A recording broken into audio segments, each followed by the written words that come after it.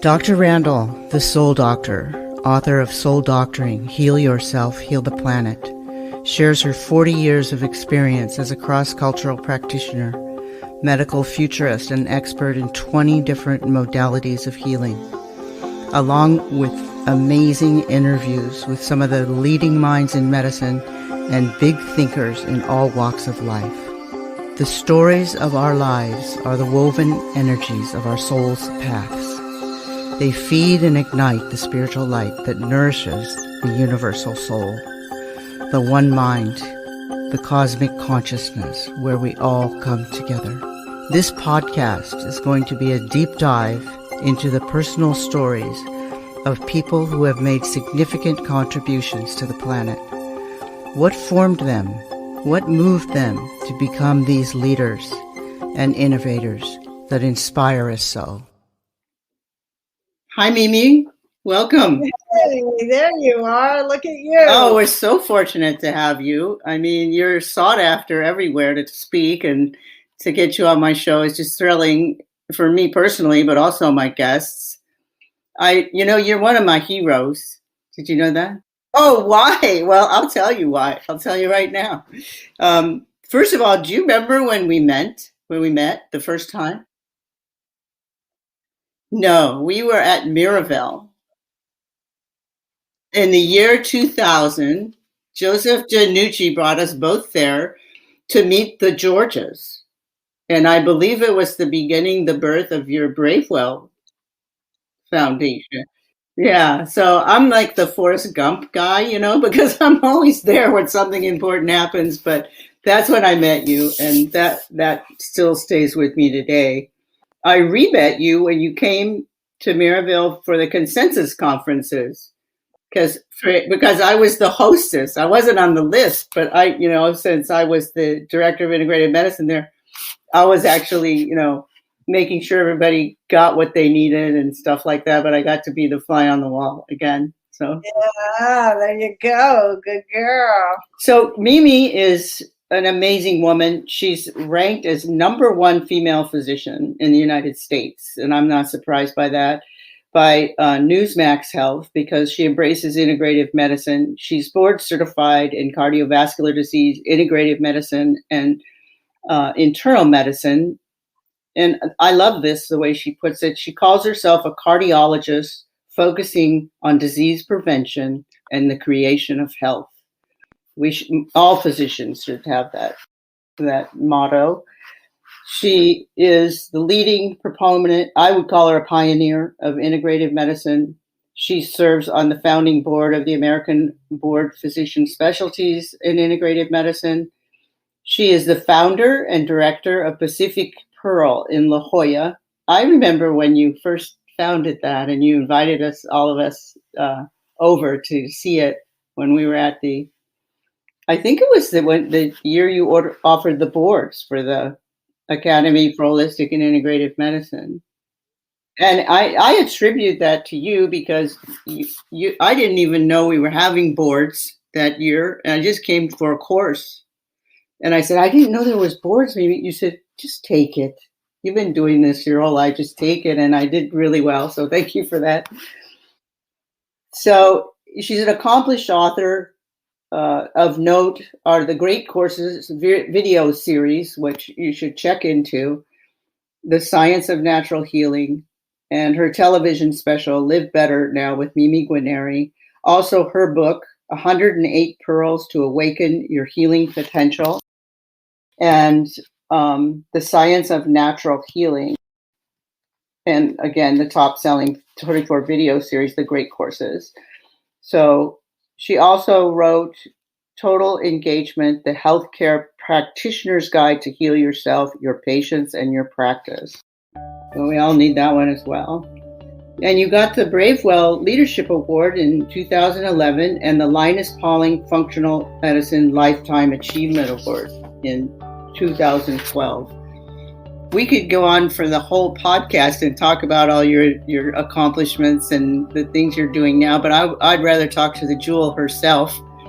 So what's new with Mimi Guarneri and integrative medicine right now? What's on the forefront? Well, I think we're at an interesting time, right? We have just come through unprecedented pandemic, and it's a pandemic that has really brought to light where healthcare, as we know it, or is good, and where it falls short. So we really are shining a light right now on health disparities, and also on chronic disease and how we've been not treating or mistreating, in many cases, chronic disease for many, many, many years, I believe, without having an approach that includes lifestyle medicine, which is one of the key components of integrative health and medicine. So my hope with all of this is that we wake up as a society, we wake up as a world, as a country, and recognize that we need to keep people healthy. We can't just keep treating people after they get sick or not having care for people. And then we have a pandemic that says, hey, guess who dies? The people with diabetes and high blood pressure and obesity and so on, all diseases which are completely preventable. One of my things that is just consuming me is I think we can encompass all these things. We can save the planet and treat chronic disease if everybody just changes their diet. I mean, it's as simple as that, and that's the thing I'm going to be hitting up really hard now is save the world, change your diet. If everybody simply voted with their dollar and stopped eating meat and stopped eating fish, which is, ruining our world, we could make a huge difference right now. I think that's our number one challenge right now, but it's also our number one opportunity. We can bend the curve, right? We can bend the curve if we stop with the fossil fuels.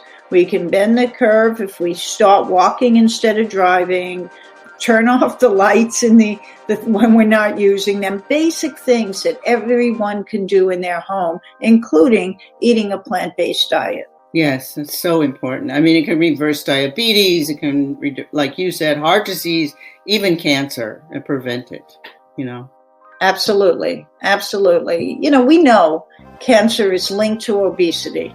We know cancer is linked to alcohol. We know cancer is linked to sugar. So why do we continue to make these items cheap and push them out? And why do we subsidize? Why are we subsidizing things like high fructose corn syrup or corn monoculture farming, right, which ends up in high fructose corn syrup? Why are we subsidizing things that are unhealthy? Exactly. I agree with you 100%. So what do you see in terms of education?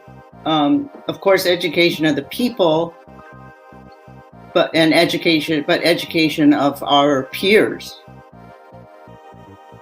Right. So, I think education of our peers is key, but I also think women are the key to this issue.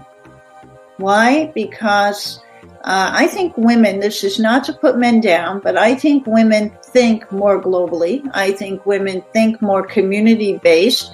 Women are, always thinking about what's good for the family, what's good for the kids, right? So I think, and again, not putting men down, and I'm not trying to stereotype, but I do think that if we leaned more on our matriarchy, if you might, to really start educating children at a young age, start feeding children healthy in the school, start getting children out into nature and getting them to plant trees, and really teaching them about the environment. Mm-hmm. That's a key piece to what we have to do. The next generations are going to inherit the disaster, quite frankly, that we created since the Industrial Revolution.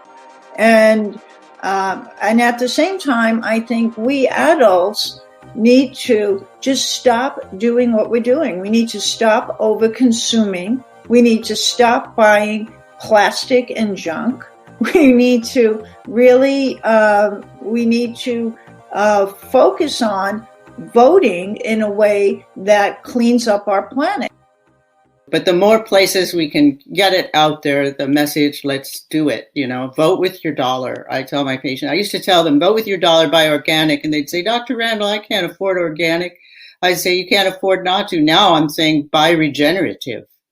If they have to have their meat addiction, buy regenerative. And then you won't eat very much of it because it's so expensive, But, it turns out I had an archaeologist in my office the other day. And I'm sorry, an anthropologist. And she said, it turns out our predecessors, our ancestors only ate what they foraged and they rarely ate meat. So, and it's the growing of the grain to feed the cows that's causing way more than the carbon emissions, our carbon debt in our atmosphere and global warming. And then we end up in the healthcare system, which has a huge carbon footprint as well. Right. And whether it's in pharmaceutical industry, and really the UK has been looking at this. The World Health Organization telling us that 7 million people die a year from air pollution. And we actually have countries that there are days where people advise to not go out and breathe the air, whether it's Bangladesh or Beijing, China, or parts of India, Delhi, India. This is a world challenge and a world opportunity. Mm-hmm. Definitely. Thank you. So tell me, Mimi, just going back, what did little Mimi, are you from New York? Where are you from? Yeah, I grew up in Brooklyn, New York, which is now a hip place to live. So what did little Mimi growing up in Brooklyn, did you know you were here for a greater purpose, that you were going to make a mark on the planet, that you were going to change things? Did you feel that? I didn't necessarily know that, but I knew a couple of things. I knew I was going to be a physician, even when I really felt like I didn't want to be a physician. I knew I came in with that programming, if that makes any sense. So I played around literally I majored in English literature in college. I was really into archaeology and anthropology, the whole time knowing that my soul's work was going to be in health and health care. And I really feel like the things that happen in our life shape us for who we are, right? They either make us weaker or they make us stronger. And I had a lot of loss. Mm. So then you became a doctor, you became a cardiologist, and I know there's a story behind this. Then you changed, and then you eventually set up the whole Scripps Integrative program. And I'll never forget, one day I was coming out of the cardiac cath lab, and I literally opened the door, and behind the door is Dean Ornish, who I didn't know who he was. I didn't know anything about his work. And he introduced himself, and he said, I'd like you to do a research study. And I right away thought, oh, yeah, we do studies over the course of a week. People coming in saying, oh, my chest pain is better. I was like, what the heck is this? It wasn't part of what I learned, right? And I came back and did the research, and I did the research with the patients as if I was a patient. So I became vegetarian. I went to yoga class. When the patients were exercising, I had to be there anyway to monitor them. So I exercised, and it transformed my life. I began to realize that what we do in Western medicine is great for acute care. Mm-hmm. Well, let's face it, you have a heart attack, a stroke, you get hit by a bus, you need to be in the best trauma center you can be in, right? But I realized what we were doing was we were applying acute care principles of ill to the pill to chronic disease. Mm-hmm. And we were doing nothing to transform people's health, to give them the tools. And that's what we were doing with the Lifestyle Change Program. So that sent me on a mission to, one, train clinicians, create the Scripps Center for Integrative Medicine with Ronnie King, and to go from there. It's sort of been my journey since 1996. That's amazing. Well, we were on a little bit of a parallel pathway there because I'm a gastroenterologist, and of course I was scoping for dollars and, taking out, actually I helped invent video endoscopy, and was really into the science of it. And it's cool, it's still a cool tool, and we stop ulcers from bleeding before people had surgery, and that was all really cool. And then I began to think like you did, like, well, how do we actually prevent this stuff?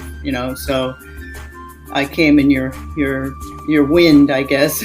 But yeah, so started thinking about what is the actual cause of disease and how do we prevent it. It always goes back to diet for me. It seems like Ornish is great. What a great teacher. You're lucky. It was terrific. And my mentor at the time was Lee Lipsenthal, who worked very closely with Dean.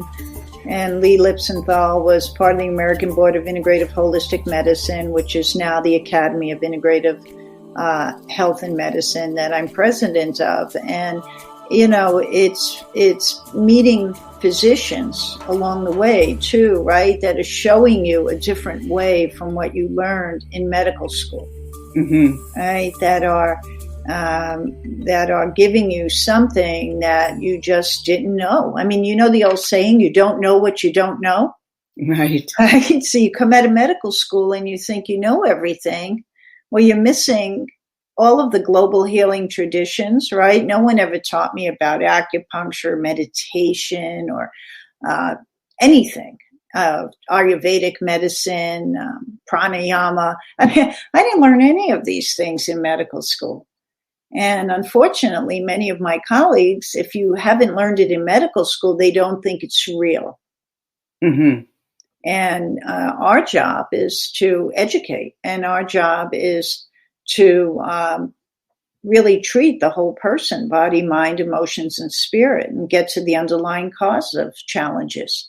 That's right. What we do. Well, that's what you're doing at the Pearl, right? You're actually practicing medicine the way it should be, integrative and conventional under the same roof. So somebody sees their cardiologist, maybe they go down the hall and see an Ayurvedic doctor or something. I don't know. You tell me how it works. Yeah. So what we did that I think was fairly unique is we do something called a comprehensive assessment, which is a 2-hour intake appointment with someone where we review all their records. We in-depth review their history, right, of their entire life. And we do any additional testing we need to do. And in the room is an MD, medical doctor, and a naturopathic doctor simultaneously. And there may even be a medical student or a PA student. We have many students that rotate at the Pearl. But we do this intense intake and exam and evaluate everything. And then as an MD and an ND, we put together a program which we call, your roadmap to health creation. So it's an initial intake, maybe additional testing, and then a sit down again for another 90 minutes. This is the plan. And for some people, that plan can be very straightforward. You have food sensitivities, you have nutritional deficiencies. This is what we recommend. For some people, it may be more complex, and we'll do an intensive to really deal with a problem. I'll give you an example. A woman came to us who family was concerned because she said she was going to commit suicide because she had such migraine headache pain. So we did an intensive with her, which included food elimination, fixing her gut, acupuncture, hypnosis, healing touch, correction of nutrient deficiencies. And I kid you not, over the course of a month, she went from I'm going to commit suicide with headaches to I have no headaches. So to me, this is the power of integrative medicine. The downside is we don't accept insurance. And that limits who can see us, which I think is a sad thing, because if you take insurance, you have to see people, this, every 20 minutes, every 25 minutes. We see people per hour at a minimum. And it's a different relationship. It's a different kind of appointment. And of course, I believe in group learning. I think groups are really great for helping people achieve health. And that's one way of getting around the insurance issue. Mm-hmm. Yeah, we need more work on that. But I see you are a leader. You're the co-founder of the Miraglow Foundation, which is a nonprofit that provides integrative for underprivileged and globally as well. Right. So absolutely. So Miraglow was created again stands for Mimi Rowney Global. Rowney King is really the power behind Miraglow. We created the foundation so that we can do good, especially in 3 areas. One is supporting integrative health and medicine education, healthcare for the underserved, and education for the underserved. And this past weekend, we were we called an emergency board meeting because a hospital that we have been funding, the Srinarayani Hospital and Research Center in southern India, is being overrun by COVID. You've seen a lot of the India footage, and we've got a couple of distress calls, and immediately the board met and we put an emergency fundraising drive into place, and we have donations coming in literally as we speak.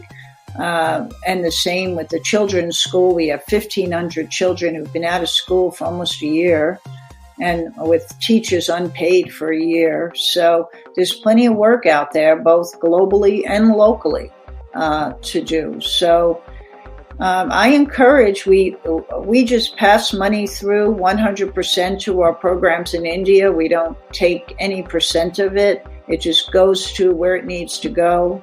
And I think, I like to think that I'm providing people who want to serve the opportunity to do something in a safe way, right? Where they know their money's going where we say it's going. I think that's really important.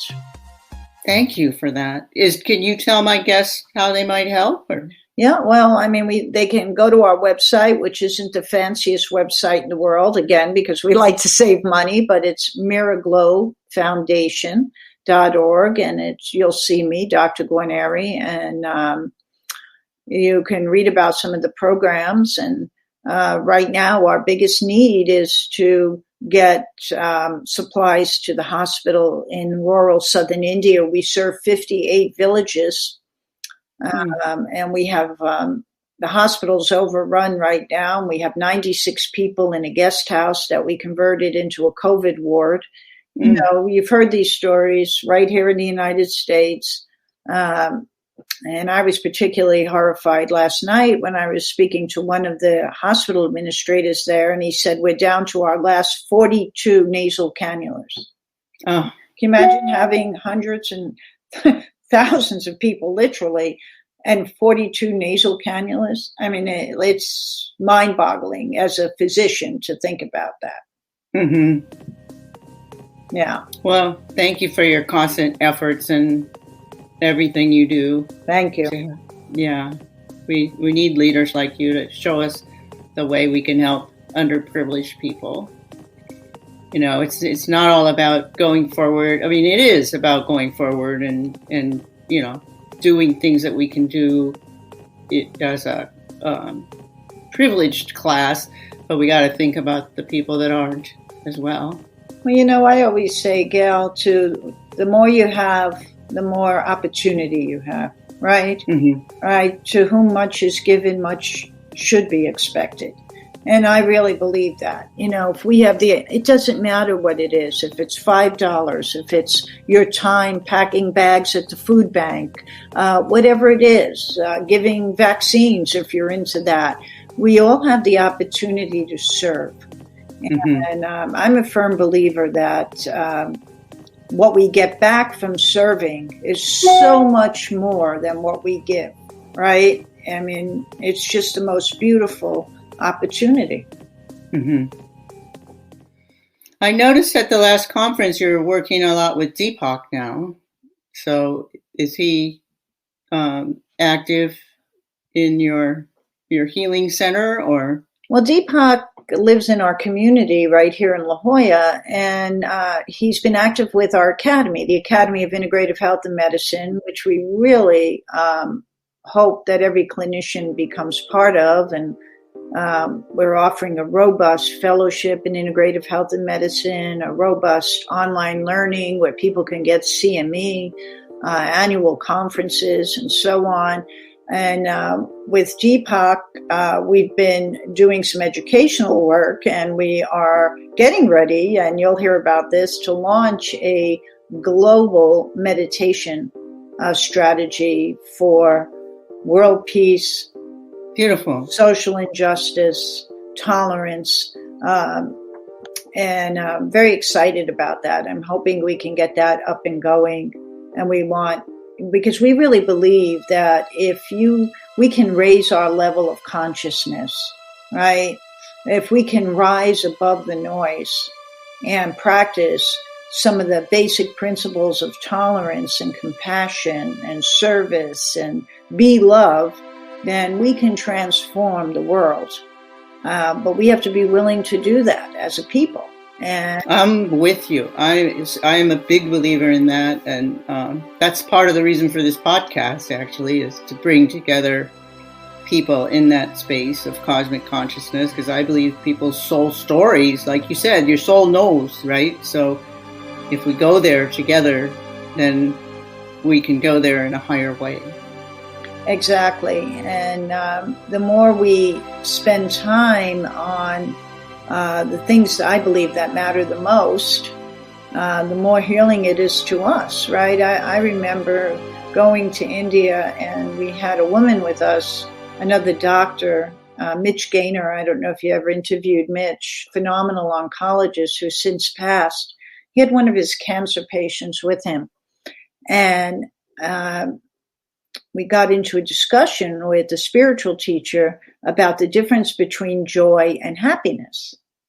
And he said to this, and none of us can answer the difference between joy and happiness. I mean, I was just like, what's the difference? What's the difference? And, this woman with cancer was told, tomorrow you'll know real joy. And I thought, that's interesting. So the next day, our job was to give out saris to the village women who, it would never occur to me until you see it, who would line up for a mile to get a new sari. Right? And this woman's job was to hand them out. And the love. Back, right? So joy is that, that soul connection, right? And that love that you feel, and that you have it forever, right? Mm-hmm. Happiness is like, hey, I just got a new pair of shoes. I'm happy. Next week, I want a new pair of boots, So, it's, I think the more we have of these experiences, the more we pay it forward, no matter how big or how small. It's healing to us, and it's healing to those we serve. Mm-hmm. Yeah. I mean, it's very interesting, the chemistry of giving and compassion, that it actually causes your immune cells to, to increase, and your good neurotransmitters to increase, and your bad neurotransmitters to lower. And like, why would we be designed that way if we weren't meant to serve and give, so it's beautiful. It's true. And, in medicine, we talk about something called the helper's high. And if any of your listeners, they know this, if they've ever volunteered, you get involved, you never get tired, you're on you feel really good about what you're doing, you're passionate, you're coming together probably with other people to do something amazing. And helper's high, it's been shown, people who volunteer have less physical problems. Mm-hmm. It's awesome. I love that. Well, what would be some words of wisdom that you want to share with my guests? And then I'm going to ask you one more question, because I don't want to keep you too long. I know you're busy, but first leave us some words of wisdom, and then I'm going to ask you another question. Well, first, I want to thank you for having the podcast because I think it's really important for people to look at their lives. I think it's important for all of us to look at our life. And it's even fun to become an observer of yourself. You know, if you sort of watch how you react to things, watch how you treat people, watch your behaviors, I think you learn a lot. And I would just invite everyone to look at what brings them happiness, what brings them joy, what brings them inner peace, and to really work toward that as a success factor. Our success factors in this society all revolve around houses, money, cars, checking accounts, right? And yes, you need money. It makes your life a little easier in some ways. I'm not saying that isn't so, but to value peace, to value time with the people you love, to value being out in nature, to love yourself, right? All of these things, I think, are lessons learned. I've never been around anyone, whether it was when I was at Sloan Kettering, working 3 years in cancer care, or people with diseases of all types. You know, I never heard anyone say, I want a bigger car, or I should have got the bigger house. What I heard over and over again was, I would have gone on that trip with my family, or I'm going to hang on until my brother comes to visit because we haven't talked in 30 years, or, you know, I wish I had done this or that, something that is about people. And so I just invite everyone to look at what really matters to them most. Mm-hmm. and to not say it's impossible, right? I think if we want to manifest something, if we see it and we believe it, we can manifest it. I'm a firm believer in that. And so I'd like people to know that they have an inner strength that's there, that's really strong, that they can call on, and that they're not alone. They're never alone. And so that's what I would say. Beautiful. Beautiful. I agree with you. So if you had a magic wand, Mimi, and you could change anything about this planet right now, what would that be? I would change. I would immediately stop all the wars that we have. Mm-hmm. I look at what's going on in Syria and my heart just cries. I look at Yemen and I look at people being poisoned by oil fields in Syria. And I think the first stroke of the magic wand would be to recognize that we're all human beings living on one home, planet Earth. Yes. And how can we support each other and be tolerant of each other and respect each other, even if we don't agree with each other? That would be world peace would be my first thing, because we need that. Like right now, we need that yesterday. Why are we bombing each other? Why are we killing people? Why are we doing what we're doing? I don't get it. I mean, you can say I'm naive, but I just don't get it. When we have a planet that's suffering, we have COVID going on, we have people starving, we have Tuvalu going underwater, we have Bangladesh going underwater, and we're dropping bombs. What is wrong with us? When are we going to wake up? That would be my first stroke.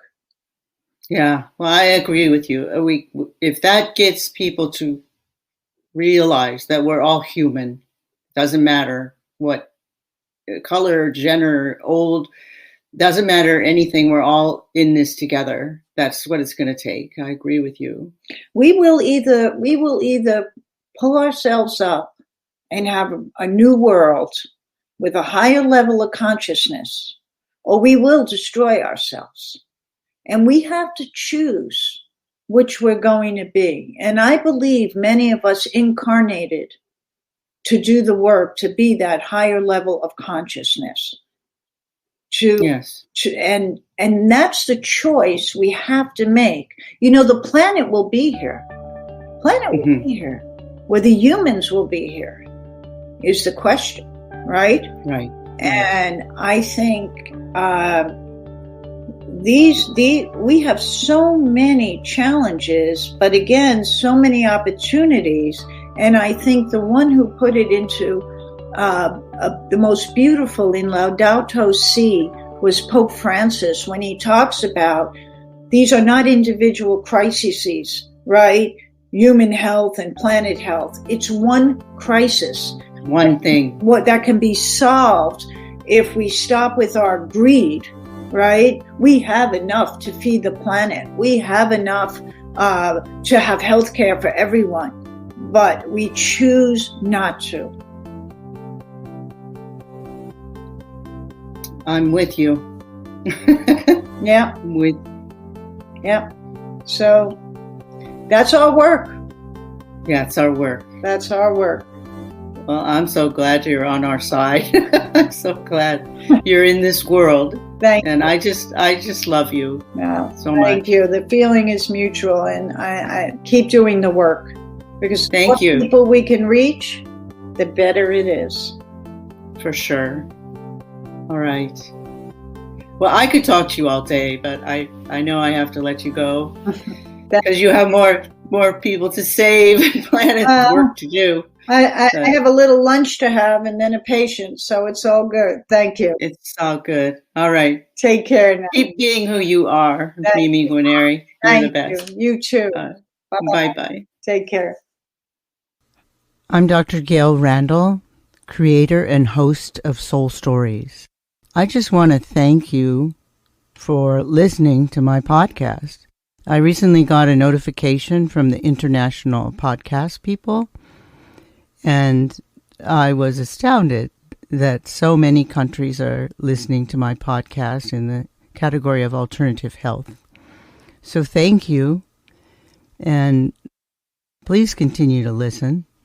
I especially want to thank Egypt, Croatia, Japan, and Switzerland, also France and Ireland, because my numbers were quite high there. So keep up the good work, and check out my Instagram at Dr. Gail Randall, and particularly check out my Instagram TV, where you can hear me talking about alternative medicine subjects and also see me. It's a very good show, and I think you'll like the subjects. It's on 6 p.m. Pacific Standard Time every Friday, but it's recorded there, so you can find it there anytime you look. Okay, thanks again. I love you guys. This is Dr. Gail Randall from Soul Stories, and author of Soul Doctoring, Heal Yourself, Heal the Planet. I want to thank Saltology, our sponsor, at bathsalt.com, which fits perfectly into my medicine bag as it, like me, calls upon the ancient wisdom and modern technology to heal, especially with the stresses and ills of our modern times. The Bokek brand uses organic salts combined with organic essential oils sourced from ancient Egypt to provide a perfect remedy for your bathing ritual and healing from modern stresses.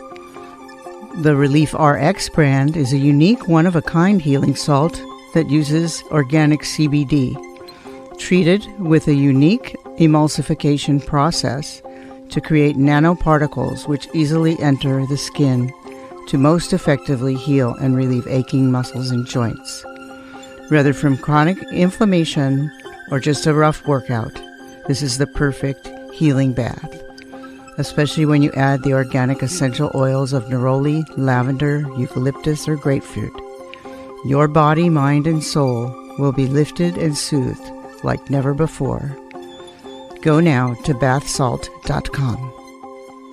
I also want to give special thanks to Larry Antonino and Agora Borealis Recording Studio for music and score, and also to closetotheearth.com for IT and computer assistance.